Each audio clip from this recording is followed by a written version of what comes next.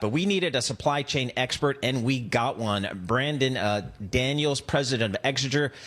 Brandon was responsible for advising the government on supply chain risk management in the Joint Acquisition Task Force, a COVID-19 response effort. So, Brandon, thanks so much for joining us here. You know, if we could just step back 30,000 feet here, how did we get here on a global scale? What happened? Yeah, thanks for having me on, Paul and Matt. I appreciate it.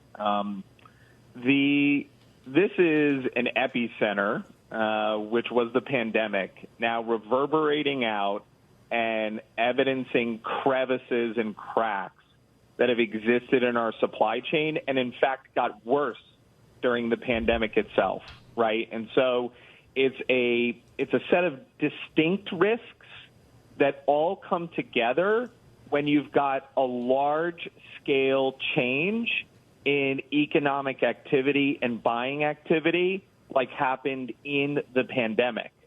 So in the pandemic, people weren't buying services. They were buying goods. So there was more shipping, more port activity, more goods production in the pandemic than is traditionally seen at some of these off-peak periods. That mixed with labor shortages, with geopolitical tensions creating fuel and coal price spikes that then create large-scale mass outages in major manufacturing hubs like China. All of those things coming together and essentially all being drawn by that pandemic center of gravity has now created the situation we're in, where we see broad and systemic supply chain issues in every sector. All right, so if I imagine, tossing a stone in a pool of water and seeing the ripples spread, that eventually stops by itself, but it takes a while. Do we have some mechanism that can control the water better and bring these ripples to a halt more quickly than they naturally would? So the critical, the water levels were already low, right? And someone dropped an anvil in the water, right, which was the pandemic. And so there are some things that will work themselves out. The shipping issues that we've seen, the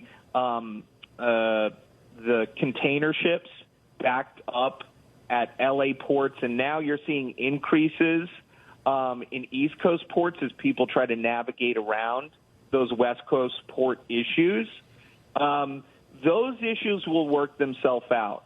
The spikes in the less than truckload and truckload markets, which are the trucking markets that help get it from the port to the place that it needs to go, whether it's a warehouse or it's a Target or it's a Best Buy or whatever, those markets will likely continue to see spikes through the next year. If you're in the telematics space right now, you're in a great space because effective truck management is going to become all that much more important. Like things like that will work themselves out of this market, and those ripples will subside. There are a couple of issues, like the fact that we're dependent on China for such a high volume of goods, or one region for such a high volume of goods, or certain supply chain bottlenecks where we've got specialized chips manufactured by one company for 20% of the market. Those types of issues are going to be more systemic, and they're going to take us longer to work out. But the supply chain issues that we're seeing right now will subside in Q2 of next year or Q3 of next year. But then we'll still have some systemic issues that we might be working out for years. Labor, Brandon, that's one of the issues of the supply chain issue. Yeah. Let's say I get my container off the ship, in Long Beach. I'm not sure I have enough labor to kind of get it on a truck, to get it to a railroad and all those types of things. How do you factor that into it? Yeah, so you've seen the administration pushing some of the retailers and some of the major logistics companies to start their 24/7 shifts earlier than they would traditionally, right? As we kind of get to Black Friday, as we start to get into that big consumer buying season around the holidays, traditionally these companies, they've ramped up on labor, seasonal labor, namely.